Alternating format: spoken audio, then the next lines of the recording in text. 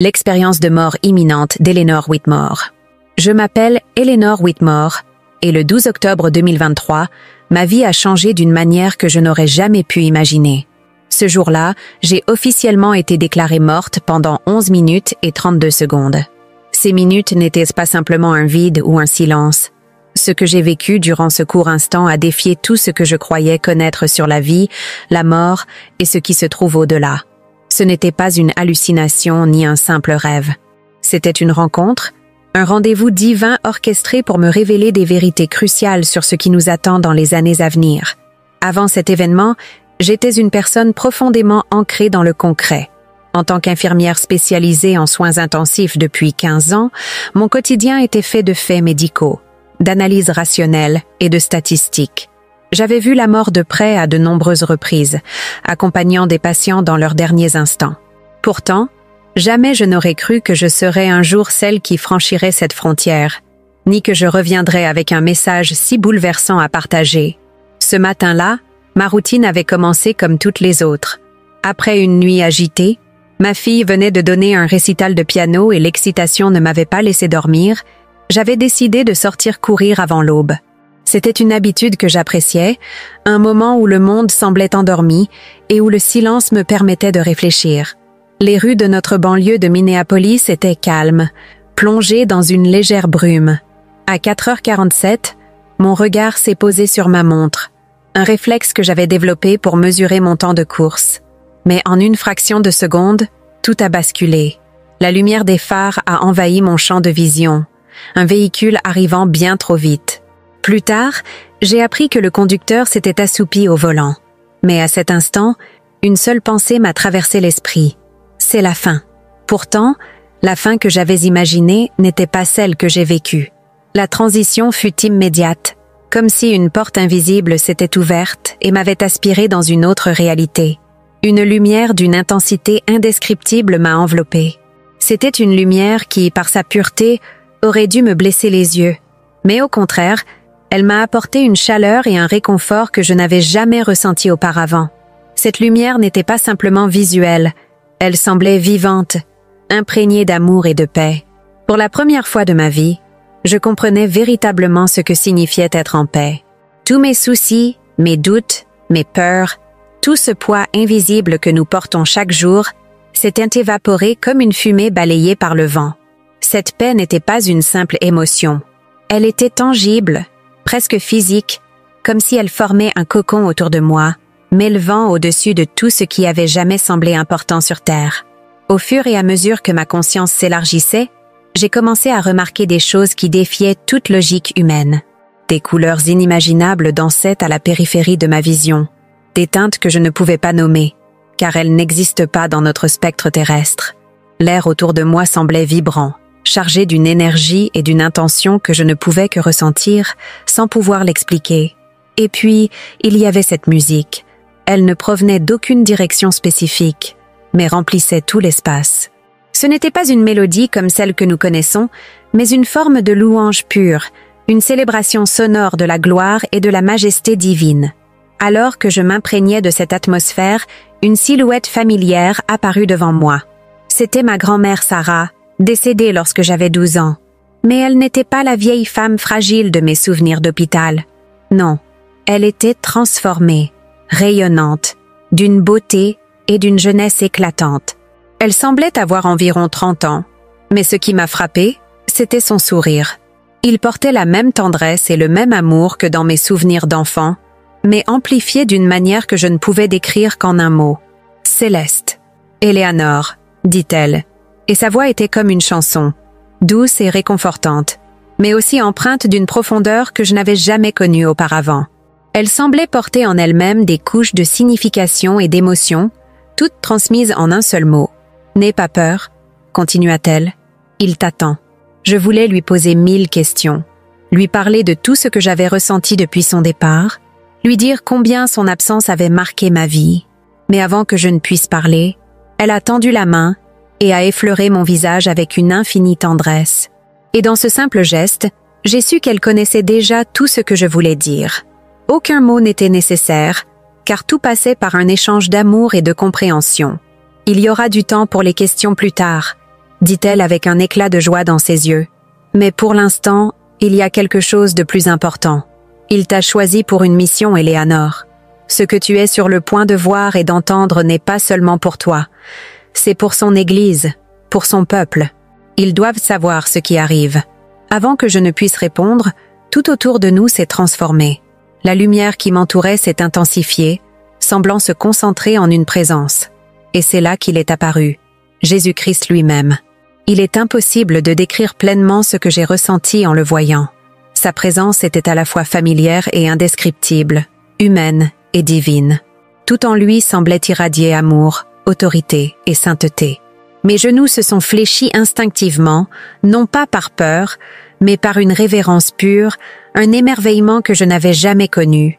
Ses yeux, oh, ses yeux! Ils portaient en eux toute la sagesse de l'univers, mais aussi une compassion si profonde que j'ai commencé à pleurer sans pouvoir m'en empêcher.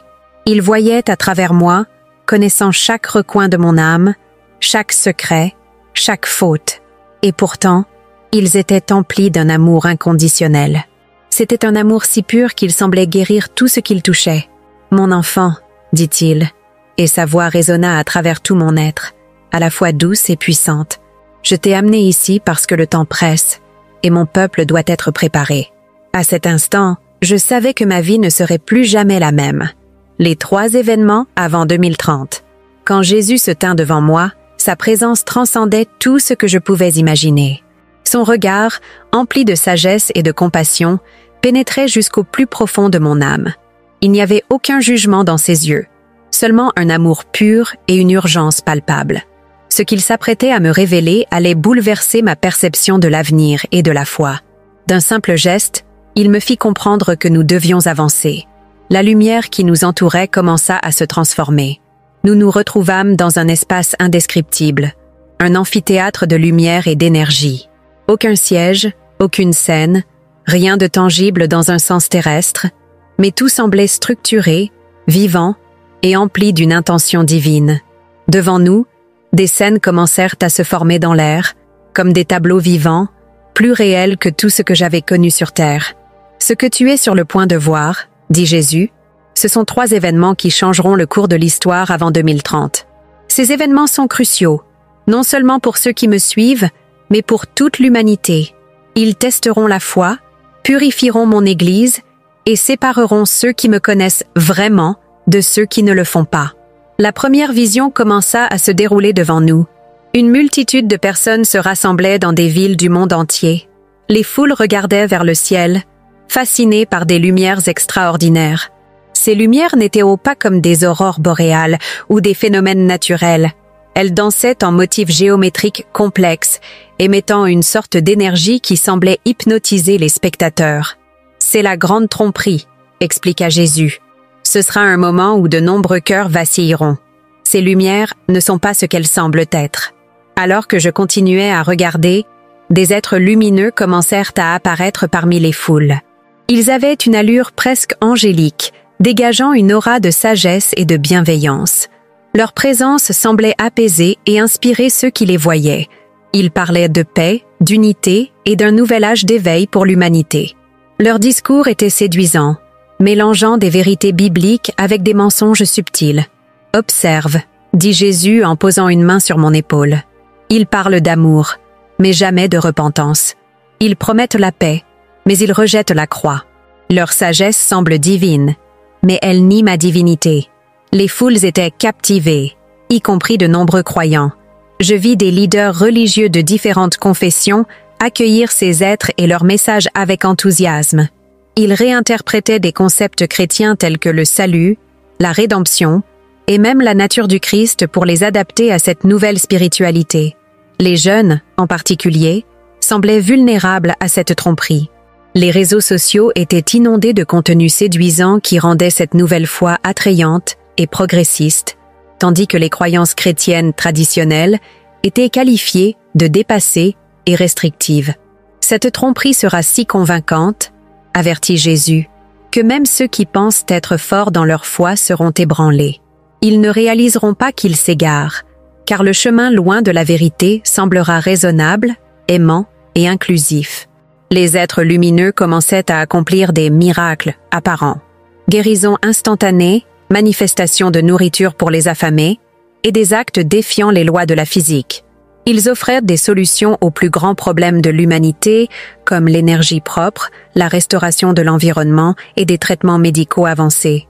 Mais Jésus m'avertit, « Ces prodiges ne viennent pas de moi. Rappelle-toi ce que j'ai dit dans ma parole. De faux Christ et de faux prophètes surgiront, accomplissant de grands signes et miracles pour égarer, si possible, même les élus. » La scène changea pour révéler comment cette tromperie affecterait toutes les sphères de la société. Je vis des scientifiques abandonner leur scepticisme face aux connaissances apparemment supérieures de ces êtres. Les politiciens et les leaders mondiaux travaillaient ensemble pour intégrer leurs enseignements dans la gouvernance mondiale. Les systèmes éducatifs étaient réorganisés pour inclure ces nouvelles vérités spirituelles et les médias faisaient la promotion de cette nouvelle ère, tout en marginalisant les croyances traditionnelles. Mais ce qui me brisa le cœur fut de voir des familles et des communautés chrétiennes divisées. Je vis des parents incapables de convaincre leurs enfants de rester fermes dans la foi, des époux se déchirant sur la manière de répondre à ces événements, et des églises entières éclatant sous le poids des divergences. « C'est pourquoi je te montre cela, » dit Jésus, sa voix empreinte de tristesse et de compassion. « Mon peuple doit être préparé. Ils doivent connaître ma parole profondément, car ce sera leur ancre dans la tempête. » Puis la lumière qui formait la scène s'éteignit, laissant un sentiment de gravité dans l'air. Mais avant que je ne puisse poser des questions, une nouvelle vision apparut, éclatante de lumière dorée. C'était une scène complètement différente de la première. Là où la grande tromperie apportait confusion et division, cette vision débordait d'espoir et de transformation. Je vis une vague de lumière dorée balayer la terre, non pas depuis les cieux, mais émanant directement des cœurs des gens. « Voici le grand réveil », dit Jésus, et sa voix portait une joie que je n'avais pas encore entendue. Je vis des personnes de tous horizons, des ingénieurs dans des bureaux technologiques, des professeurs d'université, des agriculteurs dans des champs reculés, tombés à genoux, leur cœur transformé par une rencontre personnelle avec le Christ. Des scènes de repentance profonde, de prières ferventes et de foi renouvelée se déroulèrent devant moi, chacune plus émouvante que la précédente. Ce réveil, expliqua Jésus, ne ressemblera à rien de ce que l'histoire a connu. Il ne sera pas centré sur des lieux ou des leaders charismatiques, mais surgira simultanément dans le monde entier. Des petits groupes de prière dans des maisons se transformaient en foyers de transformation spirituelle. Des jeunes dans des écoles partageaient l'Évangile avec une audace surprenante. Les chaînes qui retenaient des vies dans le péché et la douleur étaient brisées en un instant. Mais ce réveil n'allait pas être sans coup. Je vis une opposition féroce se lever, des croyants persécutés non seulement par des gouvernements ou des autorités religieuses, mais aussi par leurs propres familles et communautés. Alors que cette scène se dissipait, Jésus posa de nouveau la main sur mon épaule. « Ce que tu viens de voir n'est que le début, » dit-il. « Le troisième événement, le grand aballement, révélera la profondeur de la foi de chacun. La lumière autour de nous sembla vibrer, comme si le monde entier se préparait à être secoué jusqu'à ses fondations. Et dans mon cœur, je savais que ce que Jésus s'apprêtait à me montrer serait encore plus intense, plus déstabilisant, mais aussi profondément nécessaire. Ce que signifient ces événements. Alors que la lumière autour de nous continuait de vibrer, les scènes que j'avais vues restaient gravées dans mon esprit. La grande tromperie, ce spectacle éblouissant mais trompeur, semblait conçu pour séduire et confondre les âmes, même les plus fermes dans leur foi. Le grand réveil, en revanche, rayonnait d'une lumière et d'une puissance qui transcendaient tout ce que j'avais jamais imaginé, mais il s'accompagnait de persécutions et d'épreuves. Et maintenant, Jésus se tenait devant moi, prêt à m'expliquer la signification profonde de ces événements. « Mon enfant, » dit-il, sa voix empreinte à la fois de tendresse et de gravité, « ces événements ne sont pas des punitions, ils sont nécessaires pour préparer mon peuple, pour révéler ce qui est vrai et exposer ce qui est faux. Chacun d'eux a un but, et ensemble, ils constituent un plan parfait pour purifier et renforcer ceux qui me suivent. » Il fit un geste, et une nouvelle scène émergea devant nous. Je voyais une immense plaine, divisée en deux camps. D'un côté, des champs fertiles, où le blé mûrissait sous un soleil doré. De l'autre, des plantes desséchées, des mauvaises herbes qui semblaient dépérir sous le même soleil. « Regarde, » dit-il. « Ceci est une image de ce que ces événements accompliront.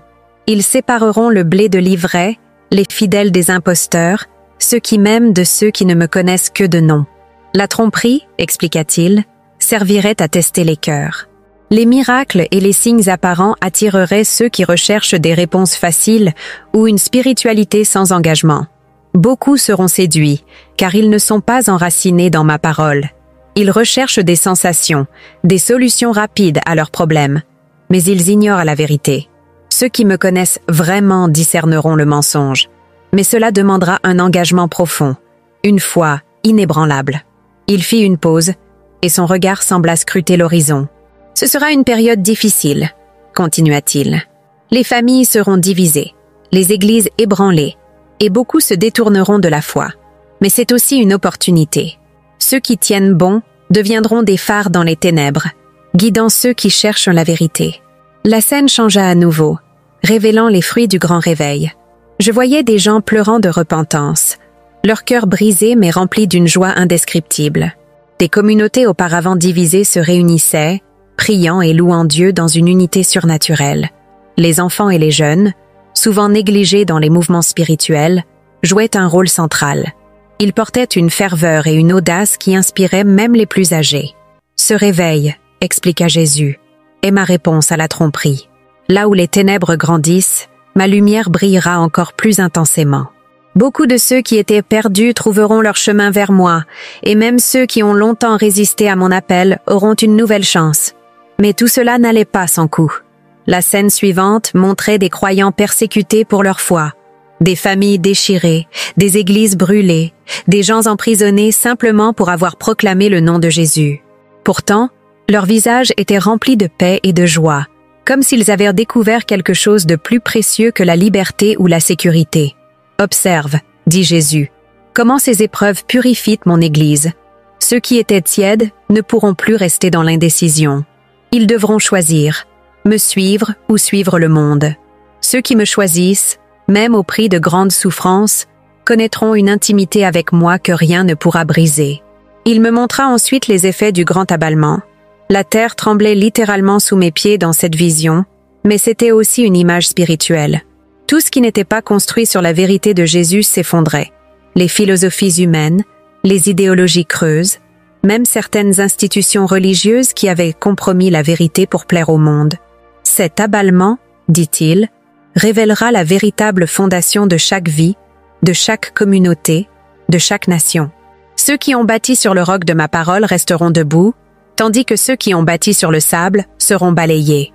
Jésus s'arrêta et me regarda avec une intensité que je n'oublierai jamais. Ce n'est pas un temps pour la peur, mais pour la préparation. Mon peuple doit comprendre que tout cela a un but.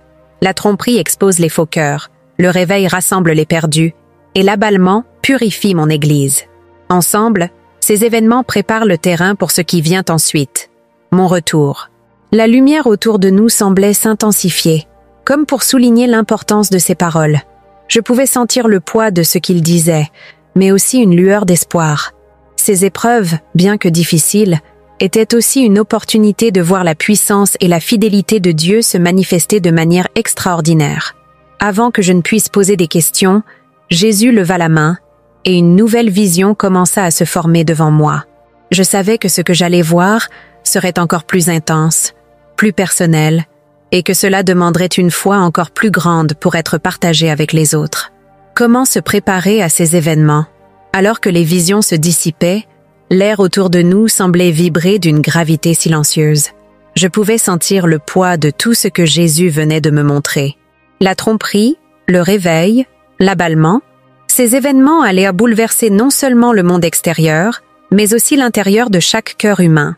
Jésus, percevant mes pensées, posa doucement sa main sur mon épaule. « Mon enfant, dit-il, sa voix pleine de tendresse, ce que tu as vu n'est pas destiné à effrayer. C'est un appel à l'action, un rappel que mon peuple doit se préparer.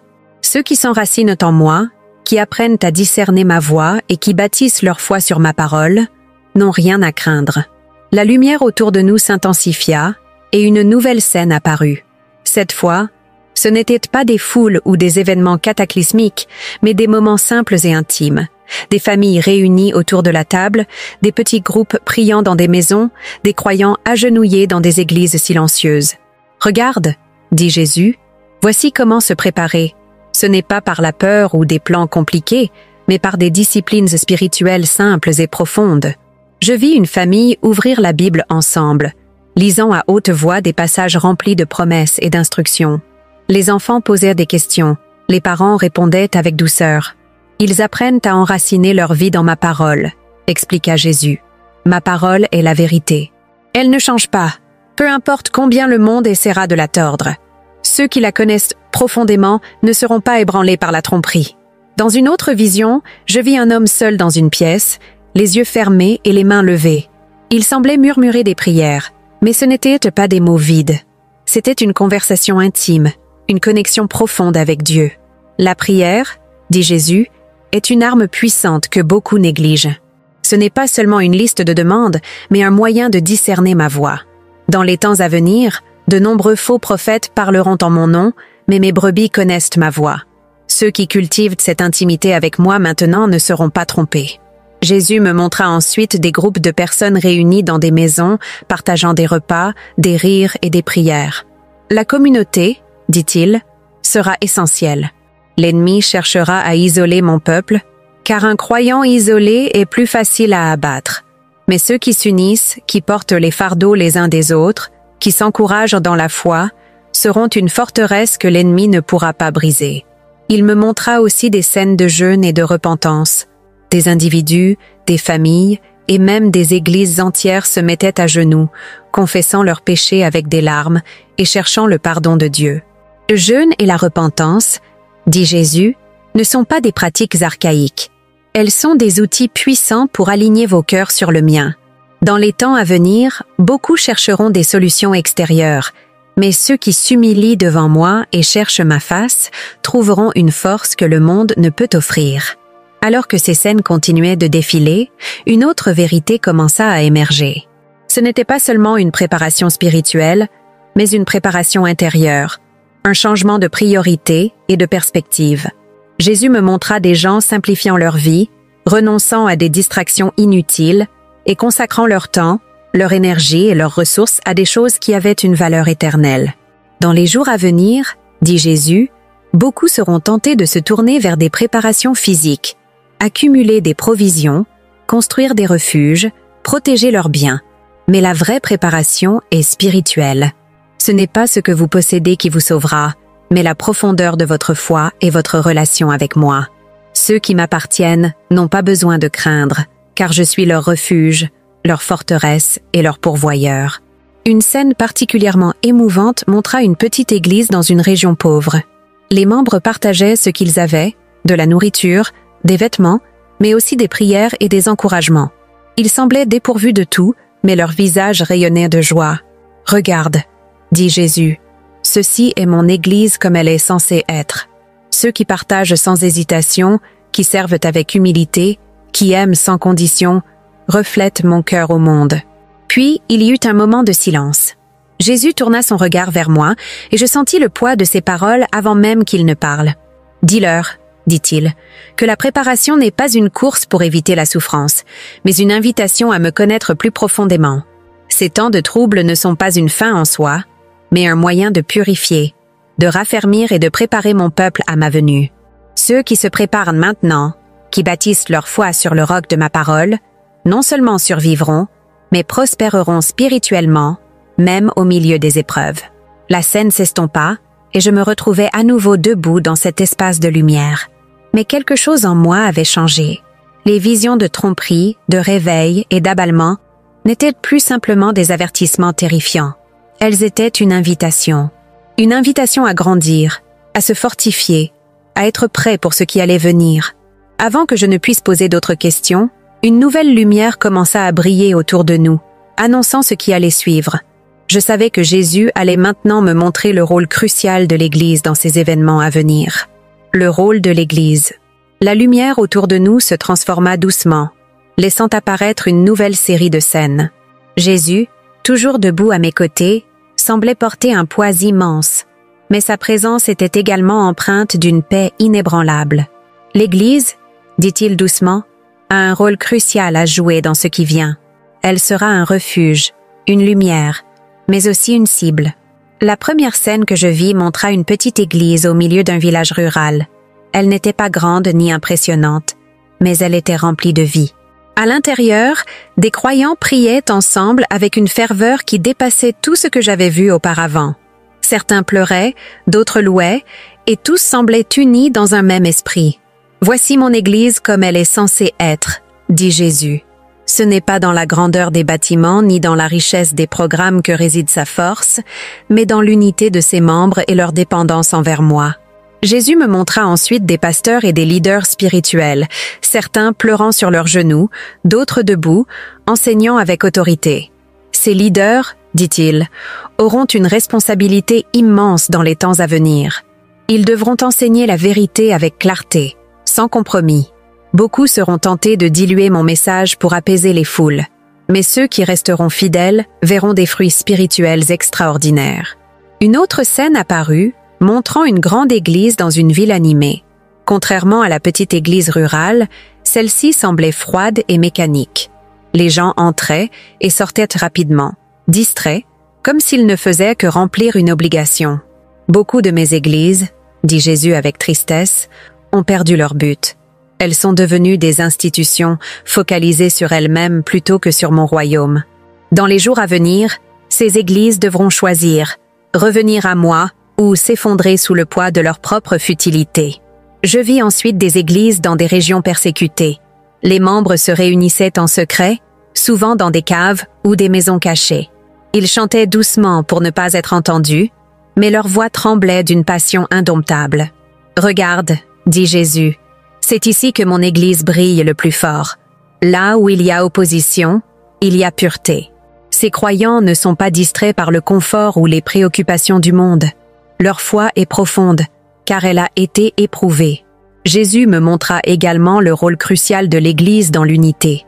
Une vision apparut, montrant des croyants de différentes confessions se réunissant pour prier et adorer ensemble. Il n'y avait pas de division, pas de dispute sur des doctrines secondaires. Dans les temps à venir, dit-il, l'unité sera essentielle. Mon peuple devra dépasser ses différences pour se concentrer sur ce qui est essentiel, mon évangile. Ceux qui continueront à se diviser perdront leur puissance. Ceux qui s'uniront dans l'amour et la vérité verront ma main agir puissamment. Une autre scène me montra des églises servant activement leur communauté. Des cuisines communautaires, des refuges pour les sans-abri, des programmes pour les jeunes. Tout cela était conduit avec un esprit d'amour et d'humilité. Mon Église, dit Jésus, doit être mes mains et mes pieds. Elle doit non seulement proclamer ma vérité, mais aussi la démontrer par ses actions. Beaucoup viendront à moi non à cause de grands sermons, mais parce qu'ils auront vu mon amour en action à travers mon peuple. Cependant, Jésus m'avertit aussi des défis que l'Église affronterait. Une vision sombre apparut, des bâtiments d'église fermés, des croyants arrêtés, et des lois limitant la liberté religieuse. Ces épreuves viendront, dit-il, mais elles ne détruiront pas mon Église. Rappelle-toi, mon Église n'est pas un bâtiment ou une institution. Elle est formée de mon peuple, et tant qu'ils resteront fidèles, rien ne pourra l'arrêter. Il me montra ensuite des jeunes leaders se levant, remplis de l'esprit et portant une audace surnaturelle. « Regarde ces jeunes », dit Jésus avec un sourire. « Beaucoup d'entre eux ne seront pas issus des institutions religieuses traditionnelles. Ils viendront de milieux inattendus, mais je les oindrai pour accomplir ma mission. Ils apporteront un renouveau, défieront les traditions obsolètes et conduiront des multitudes vers moi. » Enfin, Jésus me montra une scène où des croyants partagèrent leur foi ouvertement, même face à l'opposition. Certains étaient moqués, d'autres emprisonnés, mais leurs visages rayonnaient d'une joie inexplicable. « L'Église sera un phare dans l'obscurité, » dit Jésus. « Même lorsque le monde rejettera la vérité, ceux qui me suivent continueront à proclamer mon nom avec courage. Et à travers leurs témoignages, beaucoup trouveront la vie éternelle. » Alors que cette vision s'estompait, Jésus se tourna vers moi avec un regard plein d'amour et de gravité. « Dis à mon peuple que l'Église n'est pas un spectateur dans ces temps à venir. Elle est au centre de mon plan. Mais pour accomplir son rôle, elle doit être prête. Elle doit revenir à moi avec un cœur humble, rechercher ma face et se consacrer pleinement à ma mission. La lumière autour de nous sembla s'apaiser, comme pour marquer la fin de cette révélation. Mais je pouvais sentir que Jésus avait encore plus à me montrer. Les défis et les bénédictions pour l'Église n'étaient aucune partie de ce qui allait se dérouler. Je savais que ce qui viendrait ensuite révélerait encore davantage sur l'avenir et sur la manière dont chacun de nous pouvait y jouer un rôle. Ce que nous réserve l'avenir. La lumière autour de nous semblait s'élargir, comme si elle contenait l'immensité de ce qui allait venir. Jésus me fixa avec une intensité paisible, et je compris que ce qu'il allait révéler touchait directement à notre destinée collective. « Mon enfant », dit-il doucement, « l'avenir sera un mélange de défis et de bénédictions, de ténèbres croissantes et de lumières éclatantes. Mais souviens-toi toujours de ceci. Je suis avec vous, et ma victoire est certaine. » Une première scène apparut. Je vis des catastrophes naturelles, des tremblements de terre secouant des villes entières, des tempêtes d'une violence inouïe, des incendies dévorant des forêts sans fin. Les gens couraient, cherchant refuge, mais il semblait que tout ce qui était matériel et temporaire s'effondrait. Ces événements, dit Jésus, ne sont pas là pour détruire, mais pour rappeler à l'humanité que son salut ne peut venir que de moi. Beaucoup chercheront des réponses dans la science, la politique ou l'économie, mais ces systèmes ne pourront pas offrir ce dont ils ont besoin. Seuls ceux qui se tourneront vers moi trouveront la paix au milieu du chaos. Ensuite, je vis des scènes de troubles sociaux et politiques. Des foules manifestaient dans les rues, des gouvernements s'effondraient, et des nations autrefois puissantes semblaient perdre leur stabilité. Ce monde s'est construit sur des fondations fragiles, expliqua Jésus. L'orgueil, l'injustice et la cupidité ont été les piliers de nombreuses sociétés. Mais ces piliers ne tiendront pas. Ces troubles sont le résultat de siècles d'éloignement de ma vérité. Mais au milieu de cette turbulence, une autre scène émergea. Je vis de petites communautés de croyants, rayonnant de lumière dans l'obscurité. Ces groupes n'étaient pas définis par leur taille ou leur richesse, mais par leur foi inébranlable. Ils partageaient leurs ressources, priaient ensemble et servaient ceux qui les entouraient, même lorsqu'ils étaient persécutés. « Voici mon royaume », dit Jésus avec un sourire. « Là où le monde voit le désespoir, mon peuple apporte l'espoir. Là où il y a division, ils apportent l'unité. Là où il y a peur, ils apportent l'amour. » Je vis aussi des miracles se produire au sein de ces communautés. Des malades étaient guéris, des familles divisées se réconciliaient, et des vies brisées étaient restaurées. « Dans les jours à venir, dit Jésus, je manifesterai ma puissance comme jamais auparavant. Beaucoup viendront à moi non pas par des arguments ou des doctrines, mais parce qu'ils verront ma main agir de manière tangible. Mais souviens-toi, ces miracles ne sont pas pour la gloire de l'homme, mais pour attirer les cœurs vers moi. » Une autre scène montra des croyants face à une persécution intense. Des églises étaient fermées, des croyants étaient emprisonnés, et certains perdèrent même leur vie pour leur foi. Pourtant, leurs visages étaient remplis de joie et de paix, comme s'ils avaient découvert une vérité plus grande que la peur ou la souffrance. « La persécution purifie mon Église », expliqua Jésus. « Ceux qui restent fidèles malgré le coup montrent au monde que leur foi est authentique. Et à travers leurs témoignages, beaucoup seront attirés vers moi. Puis je vis des familles se réunir dans la foi. Des enfants rebelles revenaient à la maison, repentants et transformés. Des époux autrefois séparés par des conflits retrouvèrent leur amour et leur unité. Je restaure ce qui a été brisé, dit Jésus. Là où il y a repentance et humilité, je peux accomplir des merveilles. Cependant, tout n'était pas sombre ou difficile. Une vision lumineuse apparut, montrant un vaste champ de blé mûr, prêt pour la moisson. Ceci, dit Jésus, est le grand réveil de l'humanité. Alors que les ténèbres augmentent, ma lumière brille encore plus fort. Beaucoup, même ceux qui m'ont rejeté pendant des années, se tourneront vers moi. Mon esprit touchera les cœurs de manière puissante, et une moisson sans précédent aura lieu. Je vis des églises se remplir à nouveau, pas à cause de programmes ou d'événements, mais parce que les gens cherchaient désespérément quelque chose de vrai, quelque chose de solide. Ceux qui m'ont cherché sincèrement trouveront, dit Jésus. Mais ceux qui restent dans leur orgueil et leur autosuffisance continueront à s'éloigner. La ligne entre la lumière et les ténèbres sera claire. Il n'y aura plus de foi tiède. Chacun devra choisir. Enfin, Jésus me montra un aperçu de la victoire finale. Je vis une lumière éclatante remplir tout l'univers, dissipant chaque ombre. Je vis des multitudes de gens de toutes nations, de toutes langues, rassemblés devant le trône de Dieu, chantant et adorant. Ceci est mon plan ultime, dit Jésus. Peu importe à quel point le chemin semble sombre, ma victoire est certaine. Mon royaume viendra et il ne pourra pas être ébranlé. Jésus tourna ensuite son regard vers moi et je sentis une chaleur indescriptible dans ses paroles. Dis-leur que l'avenir n'est pas une chose à craindre. Oui, il y aura des épreuves, mais ces épreuves sont une invitation à me connaître plus profondément, à s'appuyer sur ma force et à découvrir ma fidélité. Ceux qui me restent fidèles verront des bénédictions au-delà de tout ce qu'ils peuvent imaginer. Et même au milieu des défis, ils trouveront une paix que le monde ne peut donner. Alors que la vision se dissipait, je ressentis un mélange d'émerveillement et d'urgence. Ce que Jésus venait de me montrer n'était pas seulement une série d'événements futurs, mais un appel à l'action. Une invitation à être prêt, à se tourner vers lui et à vivre chaque jour dans l'attente de son royaume.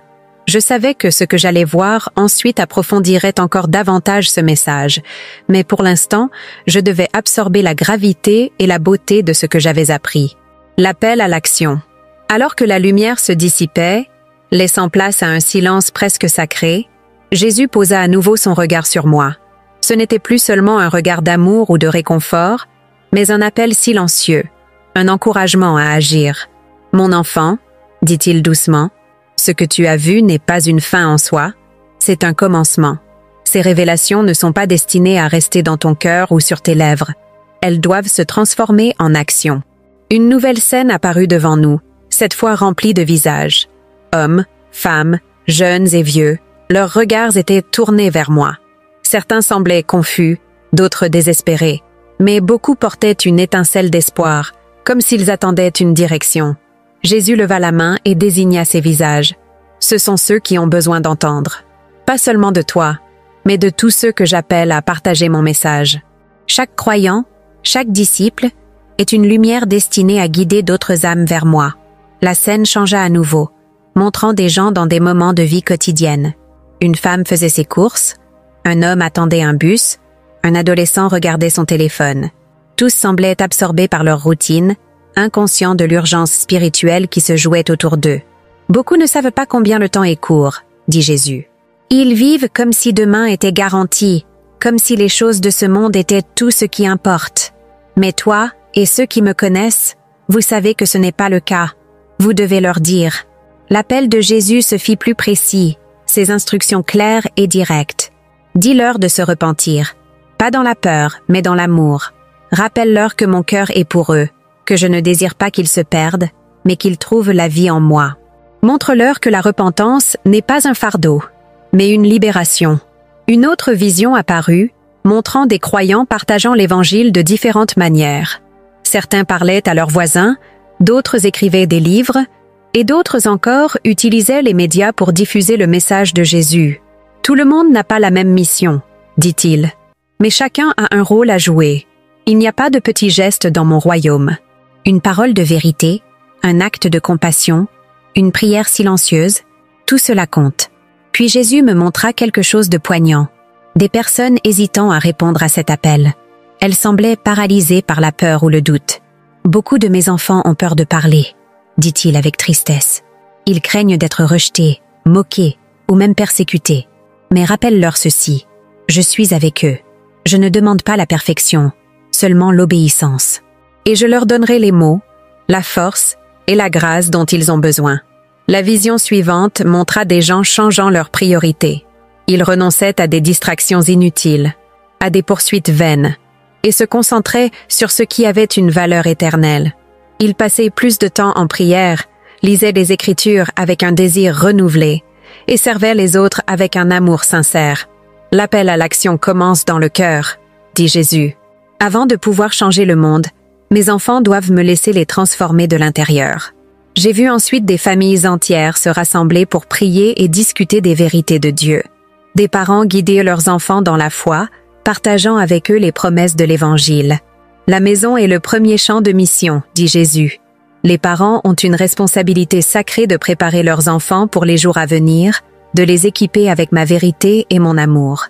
La lumière changea à nouveau, montrant des églises pleines de vie et d'activité. Les pasteurs prêchaient avec audace, les membres servaient avec joie, et l'Église dans son ensemble brillait comme une ville sur une colline. Mon Église doit se lever, dit Jésus, pas comme une institution, mais comme un mouvement vivant, vibrant, rempli de mon esprit. Elle doit être un refuge pour les perdus, un hôpital pour les brisés, et un phare pour ceux qui cherchent la vérité. Enfin, Jésus me regarda avec un sérieux qui transperça mon âme. Rappelle-leur que l'action ne doit pas être motivée par la peur ou le devoir, mais par l'amour. C'est mon amour qui les pousse à parler, à servir, à se sacrifier. C'est mon amour qui les soutiendra lorsque les épreuves viendront.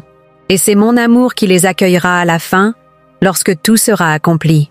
Alors que les visions s'estompaient, je ressentis un poids mêlé d'une incroyable espérance. L'appel à l'action n'était pas une simple tâche ou une obligation, mais un privilège, une invitation à participer à l'œuvre de Dieu dans ces derniers jours. Je savais que cet appel résonnait pour chacun de nous, peu importe notre passé, nos forces ou nos faiblesses. Et alors que la lumière autour de nous changeait une fois de plus, je savais que Jésus allait conclure avec une vision qui unirait tout ce que j'avais vu. Mais avant cela, l'appel à agir devait être gravé dans nos cœurs. Conclusion. La lumière autour de nous semblait se stabiliser, devenant douce et enveloppante. Jésus se tenait là, face à moi, son regard chargé d'amour et de gravité. Je savais que ce que j'avais vu jusqu'à présent n'était pas seulement un avertissement, mais une préparation, un encouragement à marcher dans la foi et à répondre à son appel. « Mon enfant, dit-il doucement, ce que je t'ai montré n'est pas pour instiller la peur, mais pour apporter l'espoir et l'assurance. Ceux qui sont à moi n'ont rien à craindre. » Il leva la main et une dernière vision se déploya devant moi. C'était une immense foule, une multitude que je ne pouvais compter, rassemblée autour d'un trône rayonnant de gloire. Chaque visage était illuminé de joie, chaque cœur semblait chanter une louange parfaite. « Voici le but ultime, dit Jésus, mon royaume où il n'y aura plus de douleur, plus de larmes, plus de mort. Tous ceux qui restent fidèles, qui tiennent ferme malgré les épreuves, entreront dans cette gloire éternelle. » La scène changea, me montrant une ligne claire divisant deux réalités. D'un côté, une lumière éblouissante où les fidèles trouvaient repos et paix. De l'autre, une obscurité pesante, où ceux qui avaient rejeté la vérité semblaient perdus, déconnectés de la source même de la vie. « Il viendra un jour, dit Jésus, où chaque âme devra rendre compte, pas de ses œuvres seules, mais de la relation qu'elle a choisi d'avoir ou non avec moi. » Jésus tourna son regard vers moi, ses yeux remplis de compassion et d'urgence. « Dis-leur que le temps est court, pas pour les effrayer, mais pour les réveiller. Beaucoup vivent comme si le temps était infini, mais ce monde, tel qu'ils le connaissent, n'est pas éternel.